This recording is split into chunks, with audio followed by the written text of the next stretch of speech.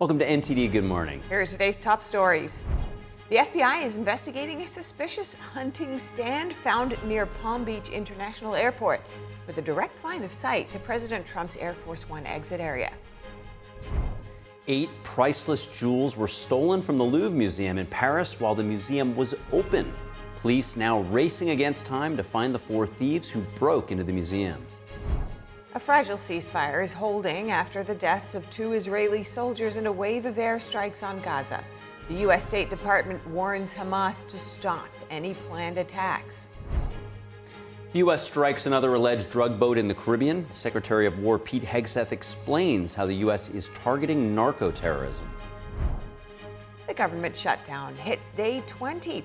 House Speaker Mike Johnson urges Democrats to reopen the government following the nationwide No Kings protest, but Democrats so far appear unwavering. Celebrating 250 years of the U.S. Marine Corps, Vice President J.D. Vance addressed a crowd of 15,000 while showcasing profound firepower at Camp Pendleton.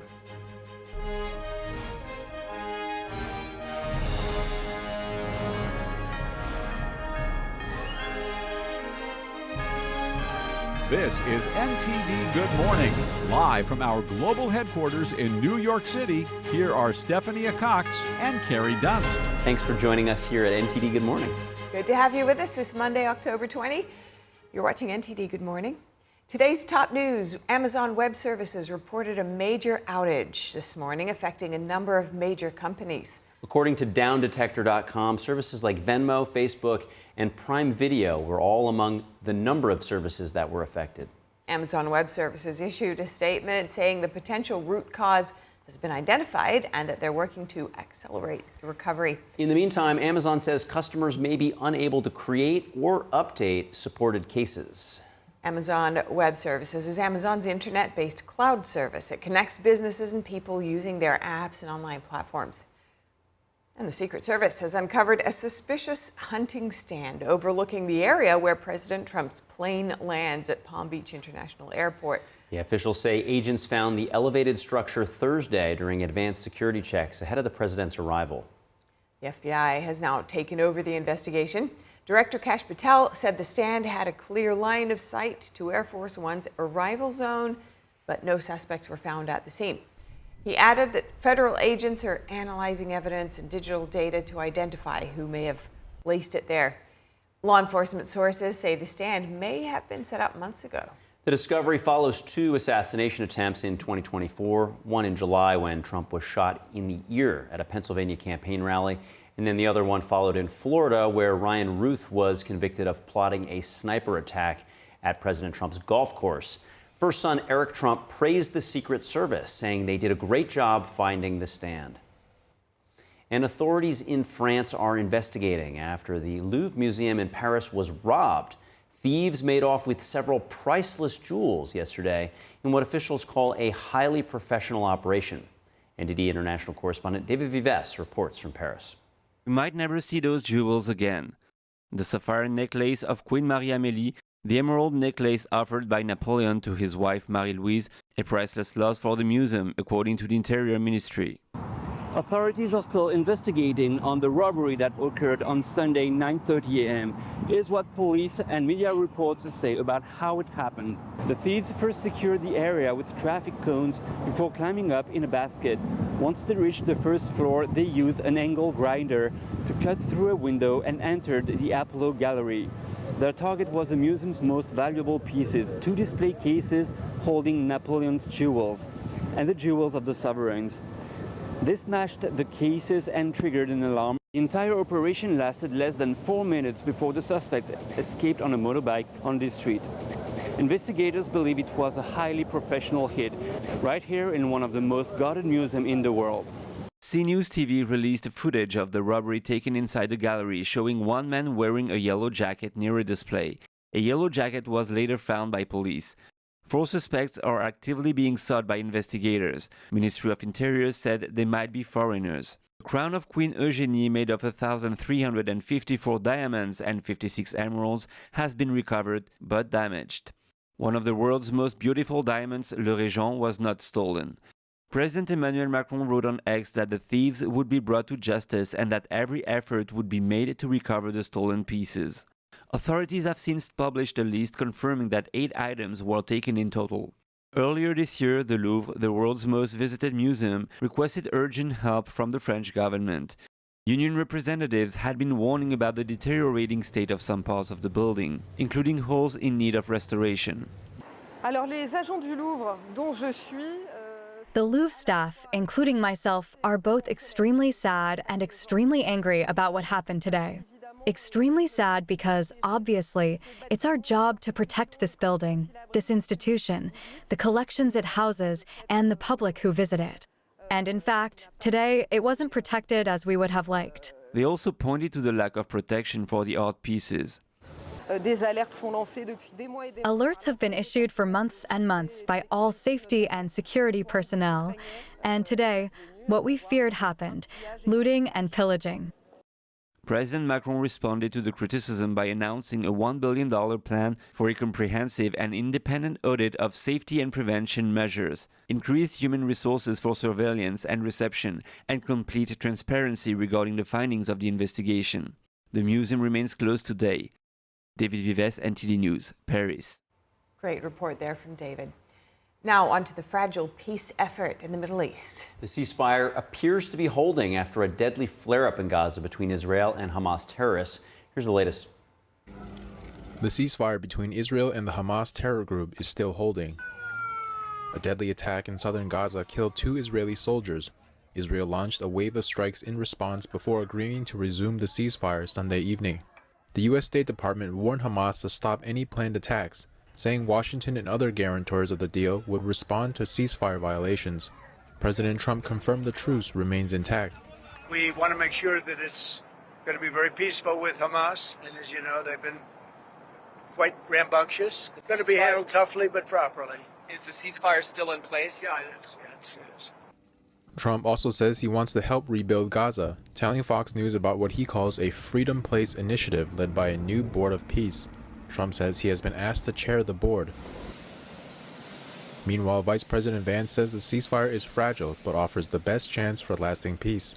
The best case scenario, meaning if this thing absolutely produces that sustainable long-term peace that the president and I hope that it will, there are going to be fits and starts. We think that it has the best chance for a sustainable peace, but even if it does that, it's going to have hills and valleys, and we're going to have to monitor the situation.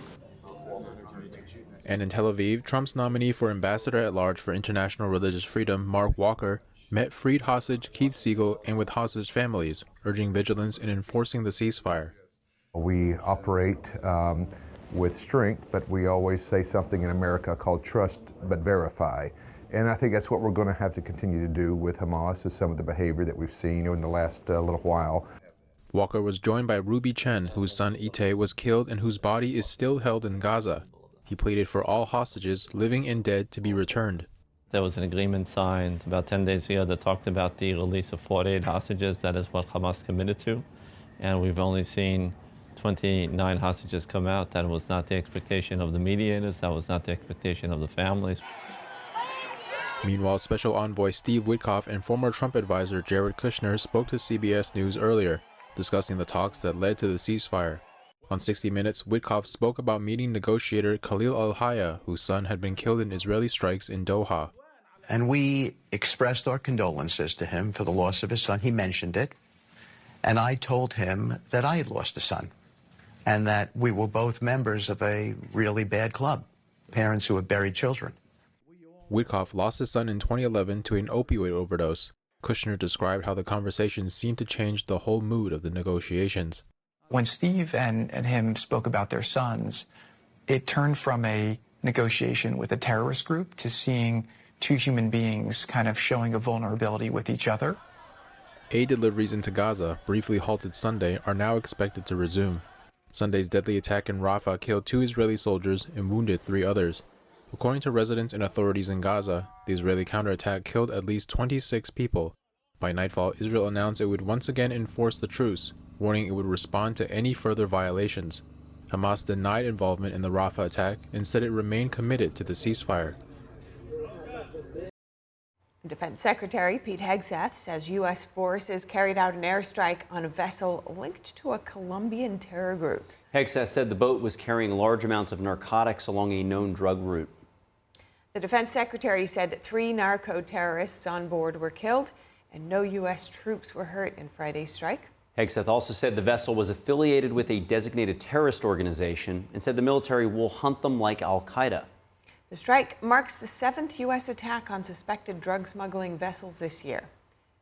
Amid rising tensions with Venezuela, President Trump has threatened to end all U.S. payments and subsidies to Colombia, warning President Gustavo Petro to eradicate the nation's drug fields. NTD's international correspondent Arian Pazdar has the latest on the tensions in Latin America. Transportation of massive amounts of drugs. Just so you understand. President Trump says he's working to crack down on illegal narcotics from South America that are making their way into the U.S. On Sunday, Trump accused Colombian President Gustavo Petro of being involved in the drug trafficking, alleging he has knowledge of drug fields in Colombia. Trump says Petro, quote, better close up those killing fields immediately, or the United States will close them up for him, and it won't be done nicely. Trump also immediately halted all subsidy payments to Colombia. They make drugs. They refine drugs. They make cocaine. They have cocaine factories. They have no fight against drugs. And I'm stopping all payments to Colombia because they don't have anything to do with their fight against drugs. They are a drug manufacturing machine, Colombia, and we're not going to be part of it. So we're going to drop all money that we're giving to them. It has nothing to do with them stopping drug production. And you look at the fields are loaded up with drugs, and they refine the drugs, and they make tremendous amounts of cocaine, and they send it all over the world, and they destroy families. No, Colombia is out of control. This comes after the U.S. military on Thursday struck another Venezuelan drug-carrying submarine on its way to the U.S. This was the 6th such attack since September, bringing the reported death toll to 28. In previous attacks, the strikes killed all people on board, which Trump justified on Thursday, saying the traffickers are responsible for thousands of drug-related deaths in the U.S. This was not an innocent group of people. I don't know too many people that have submarines.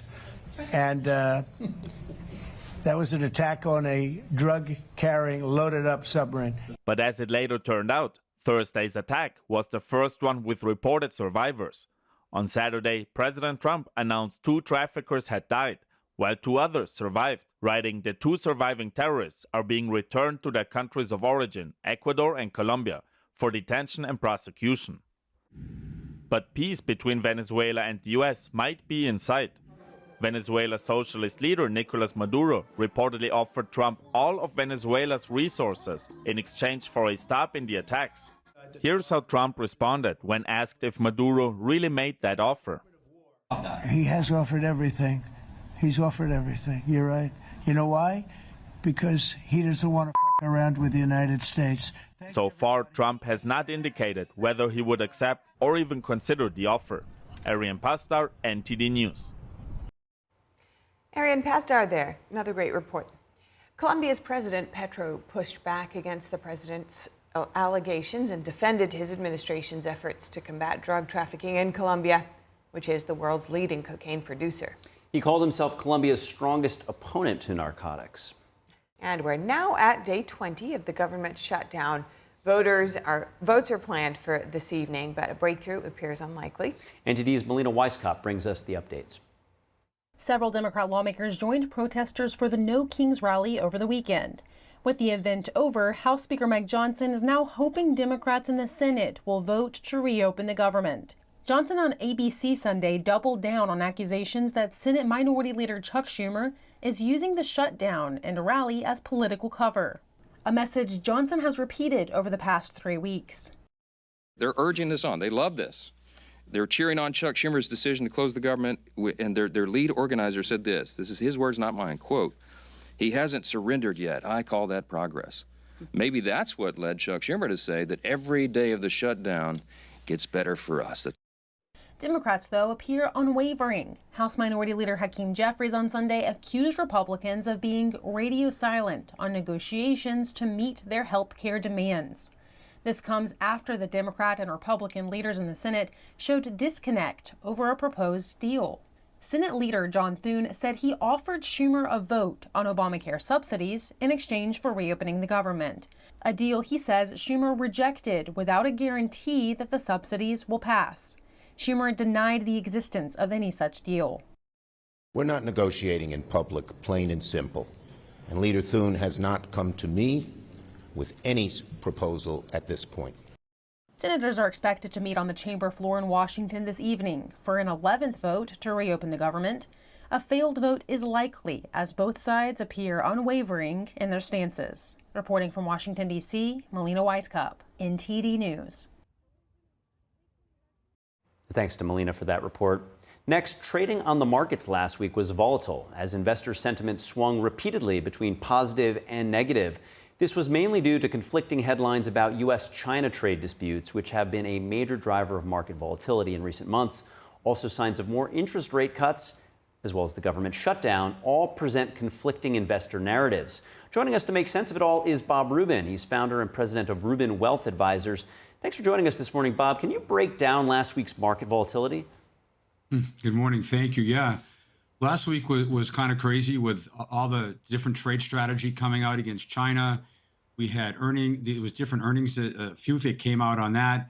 And also there's just this heightened tension between U.S. and China and a little bit of the shutdown. I'm not so sure the shutdown has as much to do as some people are saying. I think actually the shutdown, with the exception, unfortunately, of people that are losing their jobs, is less important to the American consumer than most people think.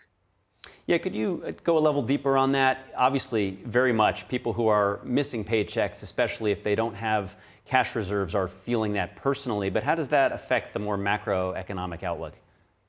Well, I think that's the point, is that I'm not so sure that it affects it as much as people think it did. I think the Council of Economic Advisors came out of the White House last week and said there might be a $30 billion drop in consumer spending if the shutdown lasts a month. I mean, $30 billion is not that much money. So I'm not so sure. And I think most of that actually has to do with the lost income of federal workers. So I really don't think that the shutdown is as much of a national crisis as people say that it really is. And I think that the president is doing a good job of using it. He's riffing people, reduction in force, and he's using it as a way of adding some more efficiency to the U.S. government.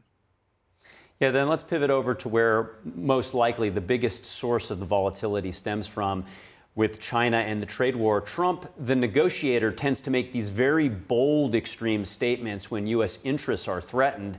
After the critical rare earths were restricted by China, his initial response was a huge increase in tariffs. And then he canceled his meeting with Xi. But then very shortly after, the meeting was reinstated and Trump was kind of lessening the effect, offering a warmer tone. Are the markets sort of becoming more used to Trump's negotiating style, as we saw last week, in contrast to what we saw last spring when the initial breakout of the tariffs were announced? I think a lot of people are now reading The Art of the Deal, which is this is some of his strategy and the way that he negotiates these deals. But unfortunately, I think some of this strategy does hurt these companies. I mean, some of these tariffs are 100% right now, and we have clients that are writing very large checks to the government because of that they have no choice but to get certain products out of China, for example. I do think you're right, though, that a lot of investors and companies have gotten used to the sort of the up and down, and they're ignoring a lot. I don't know if ignoring is a good word, but they're not paying as much attention to some of the day by day ups and downs that in the negotiations that Trump does. But it is overall, it is affecting a lot of companies. These tariffs are definitely affecting a lot of companies and the amount of money that they have to pay right now. And Bob, as we look at people who are trying to figure out how to manage their own investment portfolios, these large swings and this volatility creates opportunities for institutional and day trader types. They have different goals, of course. Some trying to get in on maybe opportunities that were too inflated, and then there's a correction and they move in. But how does that affect, sort of your average investor who has a more long-term goal? Yeah, the biggest problem with the average investor who has these long-term goals is that they get emotional here and they get a little freaked out and they say, oh man, the market went down 10%, 15%, or one particular position in my portfolio went down, and they want to go out and sell. And that's just generally not a good idea. So most advisors like ourselves work very hard from a psychological standpoint to give people some confidence so they don't sell at the wrong time. Because look, if you have a capital gain and it goes down a little bit, you don't sell it, even though it might show a capital loss, then you didn't recognize it, so it doesn't hurt you. Just a lot of times you just want to hold on until that position of the portfolio comes back. But sometimes it's very emotional. It's a very hard thing to do. And that's where advisors like myself come in. Yeah, Bob, so let's play that out. I'm one of your longtime clients. I don't have a huge amount of money, but enough for my retirement. And then I call you, I say, hey, I read these headlines, I'm freaked out. I have to throw a big wedding for my daughter in the spring. Should I sell? You say? Well, obviously the money that's invested in the market is longer term money, right? Like you don't want to have that money for your daughter's wedding, or you have to buy a house next month or something like that. That kind of money you should have put aside in a short-term money market account, just getting interest, and it's good. It's not affected by the market going up and down. So with that, I would hope that I wouldn't get that call, because I hope as an advisor I would have said to you, hey, I know your daughter's wedding is coming up. I know you're going to be spending a lot of money on that. I know we don't want to disappoint your daughter, so we want to have the money put aside for you. Well, we're good for that. But the other money, we really want to make sure that this money for investment, for retirement, 10, 20, 30 years out, you're going to have a lot of ups and downs. There's going to be a lot of things that are going to happen. There's a lot of macro events that are going to occur. You're going to have war. You're going to have recession. You're going to have depression. You're going to have all sorts of things. You're going to have trade wars. You're going to have China coming in and Trump fighting them and all this stuff. But you have to really learn to shut that off. But for most people, it is very, very difficult to do that. And yeah, if I turn my phone on now and I look at the text from last week, people do get nervous. And we work really hard to sort of calm them down, and everything is going to be okay. And Bob, just as we finish up in our last 30 seconds, another factor that's coming on, interest rates have already been cut, and it looks like more are coming. What should people be mindful of if they're parked in money markets and high yield savings, now that the interest rates look to be coming down in the foreseeable future? So I have a little bit of a contrarian nature on that. That's a really good question. My position on that's a little different, because last year when Powell cut interest rates, remember he just cuts the Fed funds rates, interest rates actually went up. And last month when he cut rates, in anticipation of that, rates went down a little bit, but not a lot.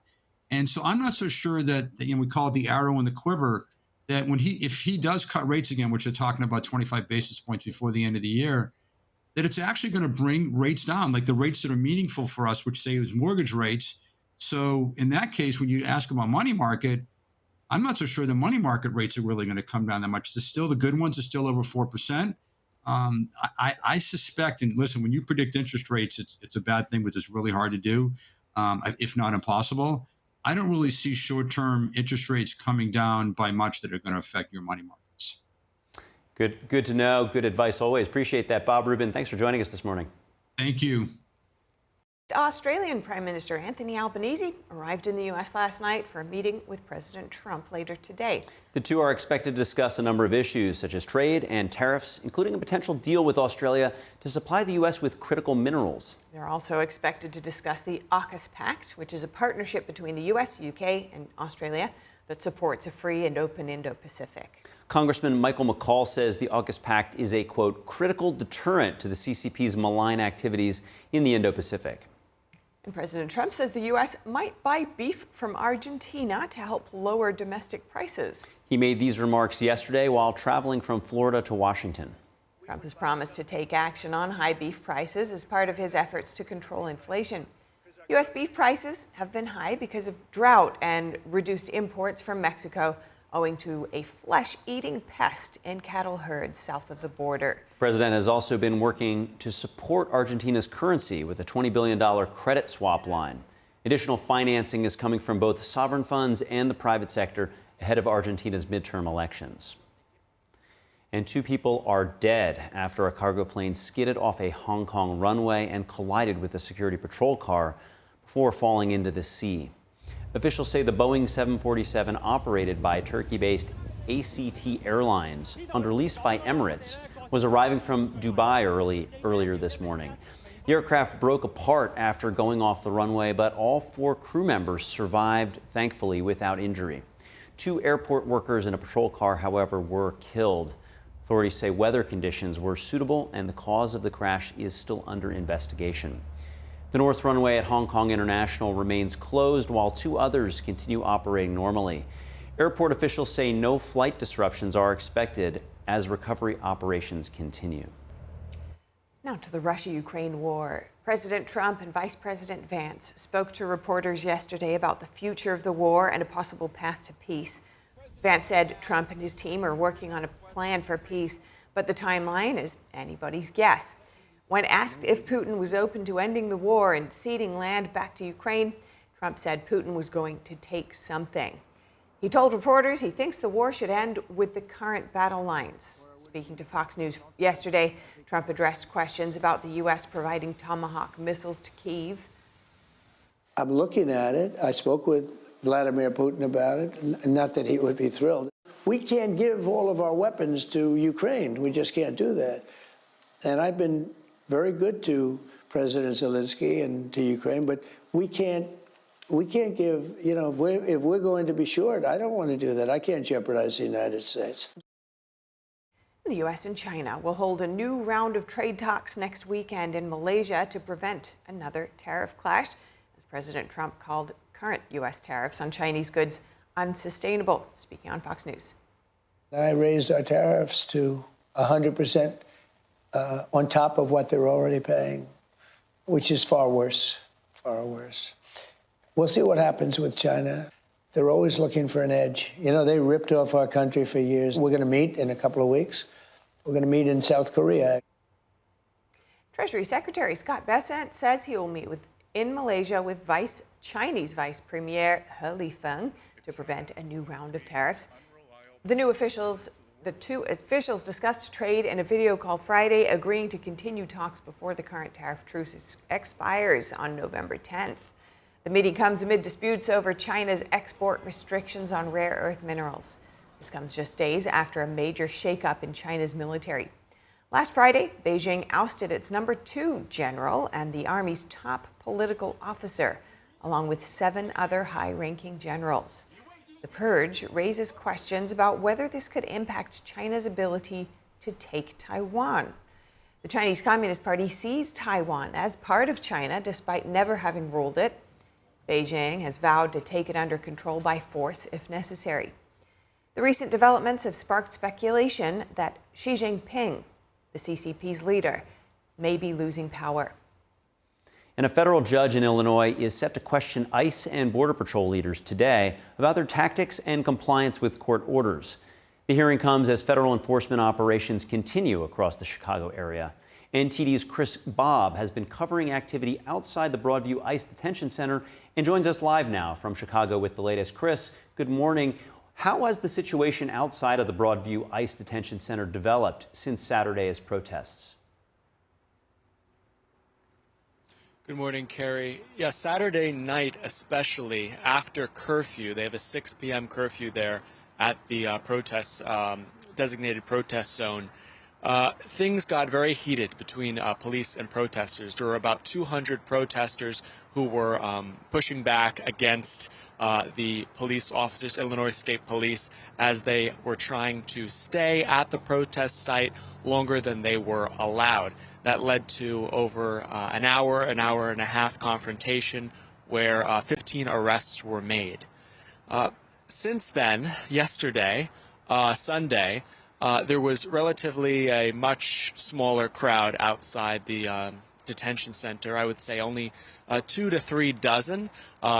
Some factors that might have influenced that from questions that I asked those who attended. The weather was very cold yesterday. It was a Sunday. It was also kind of drippy and rainy. So we're going to check back and see if that changes today when it's a much clearer, warmer day.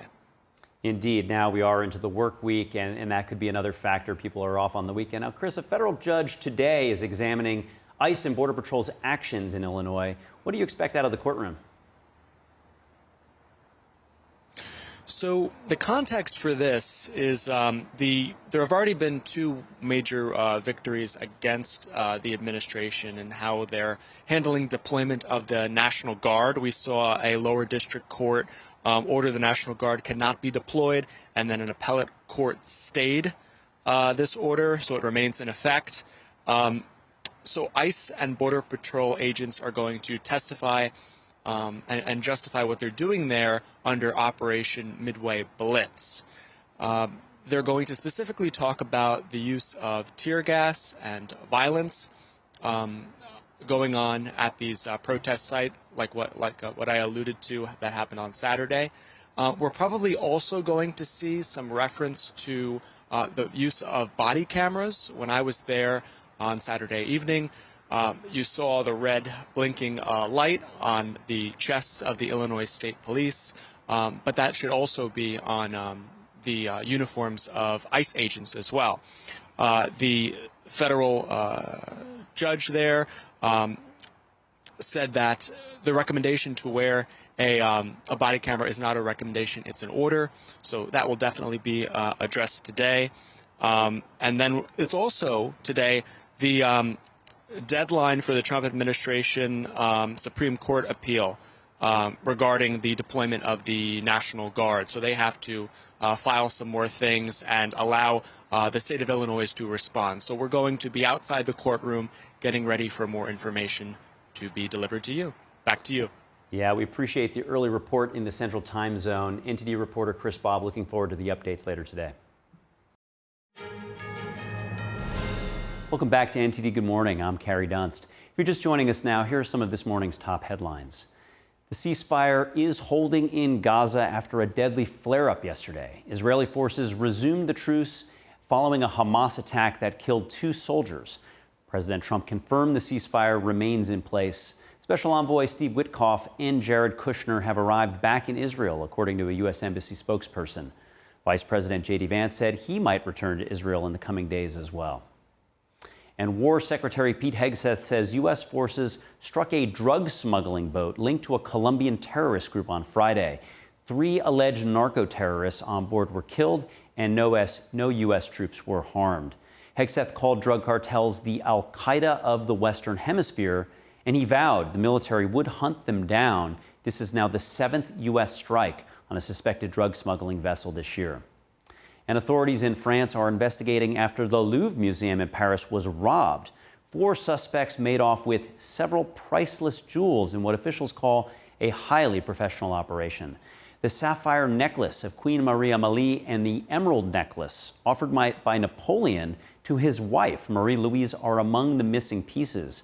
French President Emmanuel Macron responded to criticism on the lack of the Louvre's protection for these priceless art pieces. He then announced a $1 billion plan to renovate the museum over the next 6 years. And the government shutdown now entering day 20. House Minority Leader Hakeem Jeffries accused Republicans yesterday of being radio silent on negotiations to meet their health care demands. Senate Leader Thune, however, said he offered Schumer a vote on Obamacare subsidies in exchange for reopening the government, a deal he says Schumer rejected without a guarantee that the subsidies would pass. Schumer, however, denied the existence of such a deal. An 11th vote to reopen the government is expected this evening, although a breakthrough appears unlikely. Those are this morning's top headlines. With that, Steph, over to you. Thanks, Carrie. Next big changes are coming to the Supplemental Nutrition Assistance Program, or SNAP, next month. NTD's Daniel Monahan breaks down what's new. Federal officials will start enforcing major updates to the food stamp program in November. The plan cuts federal SNAP funding by more than $185 billion through 2034. SNAP gives money to people to buy groceries. One of the biggest changes involves work rules. Recipients must still work at least 80 hours a month to receive benefits for more than 3 months in a 3-year period, but now that requirement applies up to age 65 instead of 54. Parents will no longer be automatically exempt, only those with dependents 13 or younger will be. Exemptions are also ending for homeless individuals, veterans, and young adults who aged out of foster care. States can request waivers if local employment is 10% or higher. Alaska and Hawaii will automatically qualify for waivers if their unemployment rate is 150% of the national average. Overall, the changes are expected to reduce participation by about 2.4 million people per month through 2034. About 41 million people currently receive SNAP benefits. The One Big Beautiful Bill is also tightening who can get food stamps. Under the 2008 Food and Nutrition Act, SNAP benefits are already limited to U.S. citizens and certain legal immigrants like green card holders and refugees. Past exemptions once allowed benefits for some long-term illegal immigrants, including those who entered before 1948, were granted parole, or were permitted to stay in the country despite lacking legal status. Those exemptions have now been eliminated under the One Big Beautiful Bill. The White House says the change stops Medicaid and SNAP fraud and ensures benefits only go to eligible Americans. The Congressional Budget Office estimates about 90,000 people will lose SNAP eligibility in an average month due to the change. Another major change took effect October 1st. The USDA's Thrifty Food Plan calculates the cost of a healthy diet. It will now be reviewed no sooner than 2027, and future updates must be cost neutral. Annual cost of living adjustments will be capped by household size. For example, a 5-person household now receives a maximum allotment of about $1,185 per month, up from roughly $1,160 per month. Starting in 2027, the federal government will also cut its share of SNAP administrative costs from 50% to 25%, and states with payment error rates above 6% will face penalties. Florida officials say those two changes alone could cost them over $1 billion a year. The state is working to move its error rate under 6% to avoid some of those costs. Daniel Monahan, NTD News. Welcome back to NTD Good Morning. The U.S. Marine Corps celebrated 250 years with a display of military might over the weekend. Vice President J.D. Vance addressed the crowd on the historic occasion, and NTD's Washington correspondent Jack Bradley brings us more from Saturday's event. Though the shape of the battlefield will change, our nation will be just fine, so long as fellow Marines just like you remain faithful to that great Marine Corps legacy.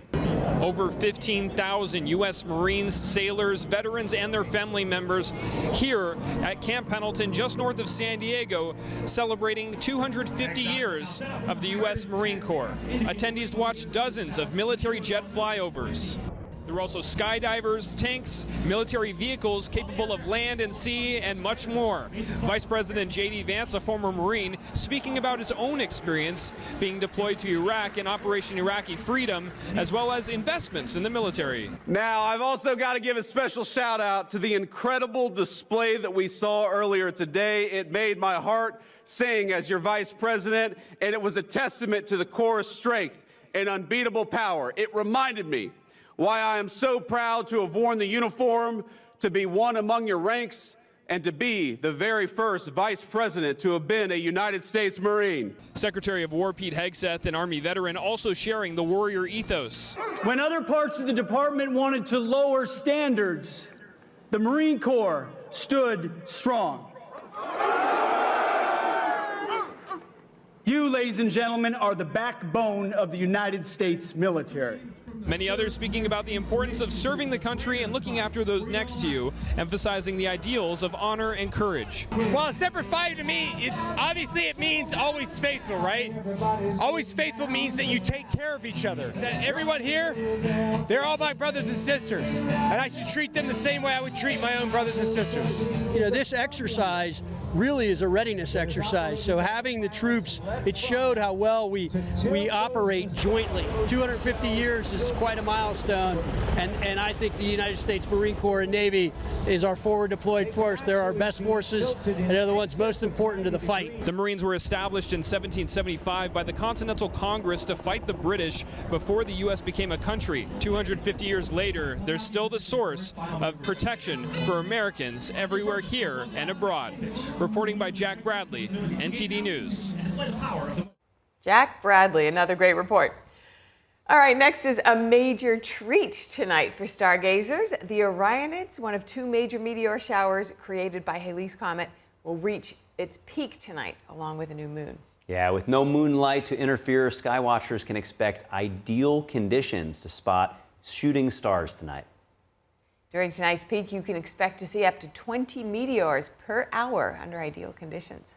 The Orionids come from debris left behind Halley's Comet, which passes near Earth roughly every 75 years. As the Earth moves through the trail of debris, bits of rock and dust enter the atmosphere, heat up, and sometimes leave a glowing trail, what we call a shooting star. No telescope will be needed to enjoy the show, and the Orionid meteor shower will remain visible until November 7th. That sounds magical. I'll be looking out my window at 3 a.m. this morning, hoping to catch some. Yeah, with no moon interference, although you living here in the city, there might be some other light interference, but nonetheless, so cool that it's going to be happening for, till November 7th. You have almost 3 weeks. Yeah. You get a clear sky night. Plan a road trip. Yeah, go out there with the kids or whomever and look up at the sky. It's going to be great. All right, stay with us. We've got much more coming up in the next hour.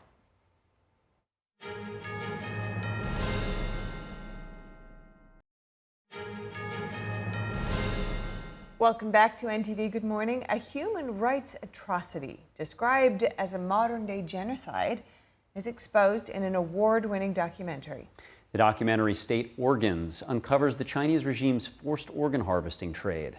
A local counselor in the UK told NTD that even though the audience members will be shocked and even horrified, more people do need to know about it. NTD's Jane Worrell reports from the UK. A documentary that many say is hard to believe exposes the Chinese Communist Party's state-sanctioned forced organ harvesting. It's a documentary, so it's real. A film wouldn't be, and you'd know that if you were watching it. But this is real. Despite knowing that people who attend will be shocked and horrified, they need to know. 2 screenings of the 2024 documentary State Organs were held in the Clark Foley Community Hub in Ilkley, Yorkshire. An international tribunal held in London in 2019 found there was clear evidence that forced organ harvesting has taken place in China for years on a significant scale and is still taking place. It found practitioners of the Buddhist school meditation Falun Gong were the primary victim group, with other persecuted minorities, such as Uyghurs in the Xinjiang region, Tibetans, and House Christians also at risk. It's not an easy subject for anyone to face up to and look, even as someone in the Western world that's quite far removed from it. But it's a modern day genocide. I'm proud that we've been able to show it here today in Ilkley, and I just hope that starts some conversations, because it's not even something that people have any. That's a common thread with people that I've spoken to, just not having any sort of knowledge of it. It's not what happens in a civilised society, and I think the rest of the world, once this is well known, will indeed be very shocked. It's just not right. It's inhumane. It's good that people get the opportunity to see what's happening around the globe, and as this is in China. Some audience members were moved to tears and hoped that more could be done to give a voice to those who can't speak up for themselves. Jane Worrell, NTD News. Oh, great report there from Jane. One aspect about this that I think is so shocking is that it's still going on today. Yeah. Even after so many reports and verified reports from independent bodies saying that it really is happening, somewhere across the nation, in China, in various hospitals usually, it's still taking place. And there's a website, minghui.org, that reports on the persecution of Falun Gong, which was made illegal, this spiritual discipline within China, from China, that was made illegal in 1999, still considered illegal there today. And this website, Minghui, reports on the current aspects of persecution at the local level, and you get a real snapshot. And a report from just 2 days ago, a man in his 80s died 41 days after being released from his arrest for his faith. He was held in jail in this dark, cold room, above 80 years old, given an unknown drug before he was released, and died shortly after. And this lack of respect for life is a large part of how all of these atrocities can keep going. We also reported on earlier, our China in Focus team reported on a recent report from the World Organization to Investigate the Persecution of Falun Gong that revealed a shocking crime, infant organ harvesting, which specifically is tailored to the elite in the Chinese Communist Party. So these older officials who really may perish just naturally are using their own, just to put it plainly, using their own seeds to create life that they will then destroy. It's just completely disgusting and really is something people need to know about. Yeah, truth is definitely stranger than fiction, and I think a telling moment was when Putin and others were in Beijing, and Putin and Xi were walking, and I believe the leader of North Korea as well, and they were kind of joking a little bit about how through organ transplants one could try to almost seek an immortality by living to 150 years. What was sort of under the subtext there, clearly referring to what you're describing, this illicit organ trade that is happening inside China, verified from a number of different sources, and it really is just heartbreaking. But with some good news moving on. That's true. Yeah, there are some home kitchens in Washington State that have become volunteer bakeries, and they're churning out loaves of bread to help their local community. It is an uplifting story. Yeah, we did that after that very hard report from Jane. Certainly. Now, this phenomenon is part of a project called Community Loaves, which works to provide food for people in need. NTD's Andrew Thomas has more on their mission. Home baker Cheryl Ewaldson has baked nearly 800 loaves of bread in just 2 years, not because she loves carbs, but to help her neighbors. Her oven creations become donations. I liked Community Loaves because it's the opportunity for me to bake something and to share something with others in the community where they don't necessarily need to know who I am, but they know that there's a community that loves and cares for them. Former culinary school dean Catherine Curley is the founder of Community Loaves. She started the organization in Seattle when the pandemic hit in 2020. I was home, displaced from my own work, and loved to bake. And just an idea sparked, would it be possible for us to help from our home get important, valuable nutrition to our food banks? Since then, the initiative has grown into a network of nearly 900 volunteer bakers. They're spread out across Washington, Oregon, California, and Idaho. According to Curley, Community Loaves has already donated more than 220,000 loaves since its founding. It makes us feel like we're becoming a bit of a supplier to that emergency food system, and it's all on volunteer power. Community Loaves expects to keep baking, filling bread baskets for families in need. Andrew Thomas, NTD News. Thankfully, that story restores our hope in humanity. And you know what I love about that story, too, is the nutrient density that's in home-baked bread as opposed to store-baked and preserved bread is much higher. And so when these sort of grassroots organizations, you saw 3 loaves at a time, and then that's being put together with many other bakers, that's really helping with the nutrition needs of their community, and just such a warm and happy story. So, food is love, as they say. That's right, it sure is. And medicine, right? Yes, yeah. Okay, now looking to the skies, there's a major treat right above us tonight. The Orionids, one of 2 major meteor showers created by Halley's Comet, will reach its peak tonight along with a new moon. Yeah, that's right. With no moonlight to interfere, skywatchers can expect ideal conditions to spot shooting stars. Should be good. Now, during tonight's peak, you can expect to see up to 20 meteors per hour under ideal conditions. The Orionids come from debris that were left behind by Halley's Comet, which passed near Earth roughly every 75 years. As the Earth moves through the trail of debris, bits of rock and dust enter the atmosphere, heat up, and sometimes leave a glowing tail, what we call a shooting star. And the best part, no telescope will be needed to enjoy the show, and the Orionid meteor shower will remain visible all the way till November 7th. But as we saw, its peak is now, and in fact, you don't need to stay up late if you're like Steph and I and you get up before the sunrise, which is much easier now that we're in fall, but we haven't set the clocks back. Yep. You could just get up early tomorrow and you'll be positioned for peak Orionids. Well, our viewers clearly are morning people. According to NASA, these shooting stars can even last up to a few minutes. Wow. So I think that's worth getting up for. Indeed. All right, well, we've got to wrap up our show now, but be sure to stay tuned for NTD News Today at 10 a.m. Eastern Time coming up. And for round-the-clock original news coverage, visit us at ntd.com or use our NTD app. Thanks for watching. I'm Carrie Dunst. I'm Stephanie Cox. See you soon.